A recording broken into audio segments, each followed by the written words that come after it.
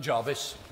Thank you, Mr Deputy Speaker. I'm very grateful for the opportunity to contribute to this most important debate at this important time. The Chancellor told us yesterday that his priority is to promote an aspiration nation, a budget for those who want to work hard and get on. I hope he will understand if we are sceptical about his ability to deliver, given that in each of his last three budgets he set out his key priority, his test for the budget, and in each of these three budgets he has failed to deliver. In 2010, the Chancellor's priority was tackling the deficit. This was the budget which, in his words, was the budget to deal with our country's debts. And what has happened to our country's debts? Today, national debt as a percentage of GDP is not forecast to start falling until 2017-2018. Borrowing is now forecast to be 245 billion more than planned at the time of the spending review to pay for the mounting costs of this government's economic failure. In 2011, the Chancellor's priority was promoting growth. This was the budget which the Chancellor named the Budget for Growth.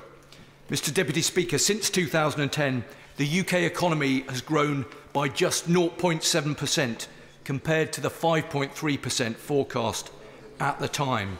And last year, the UK endured a double-dip recession and the economy shrank by 0.3% in the final quarter.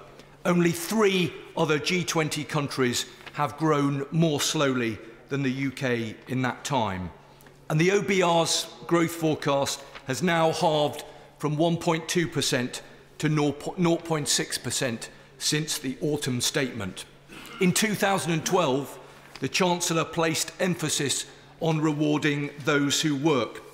In this, Mr Deputy Speaker, I will concede to the Chancellor that this is a goal in which he has made some progress. For the wealthiest in today's society, there is huge reward for work.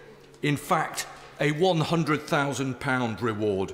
But unfortunately, it is those who are struggling on low and middle incomes who are suffering, like the many people in constituencies such as mine in Barnsley.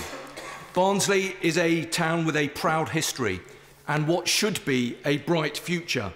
But each week, I see what the Chancellor failed to address yesterday: a lack of opportunity, a lack of growth in our economy, and a lack of vision from a government more interested in running the country than in changing it.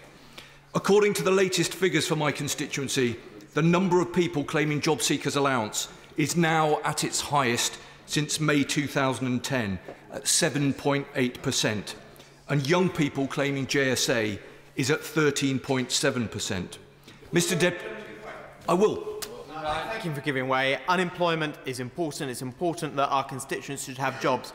But here's what he's trying to tell us with the statistic he just read, that unemployment in his constituency was higher under the last Labour government than it is today. I'm grateful to my honourable friend. No, I was simply stating a matter of fact that employment in my constituency is higher now than it was in May 2010. I was simply stating the fact that the number of young people, and I'll say more about young people in a moment, claiming job seekers allowance is at 13.7%, up from the figure that it was in 2010. Mr Deputy Speaker, these are people who are out of work in my constituency, who want to provide for their families. They want to earn a living. They want to get on the housing ladder. They want to save for old age and contribute to our town. But there simply aren't the jobs available for them to do that. And yesterday, we heard the Chancellor set out his latest scheme to provide growth, a new infrastructure plan. Now, during the course of this Parliament, we've already heard of the government's infrastructure plan in 2010, in 2011 and in 2012. And despite the promises, infrastructure spending in the public and private sector has been falling year on year, according to the ONS. Quite frankly, Mr Deputy Speaker, this latest announcement is a case of we'll believe it when we see it. Now, a lack of growth has a multitude of effects, and this is being felt most acutely by our low and middle income families. Utility bills are rising, the price of food is rising, and fuel costs are rising, all at the same time that wages are stagnating. A typical low-income family will see their net income fall by 15% by 2020, whilst the wealthiest households will see their living standards grow. Mr Deputy Speaker, fairness has been the one consistent priority for the Chancellor in every budget since 2010, yet it is fairness at which he is failing to deliver the most. The government's favoured slogan, "We're all in this together," simply does not ring true, as inequality deepens and the Chancellor's policies target those who have the least to give. It cannot be right that millions of ordinary families are being forced to pay more for this government's economic failure through cuts to tax credits, child benefit, maternity pay and the bedroom tax, whilst at the same time the most well-off in our society are set to receive an average of £100,000 by way of a tax cut. This budget and the Chancellor's record has failed to secure economic recovery, and it is most certainly not fair.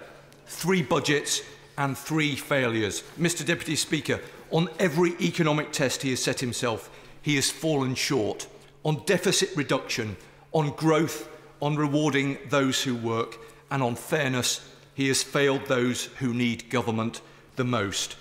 Despite numerous opportunities and calls to change course from the opposition, from members with his own party and even members of the Cabinet, this government continues on a reckless course that is serving only to prolong the economic crisis.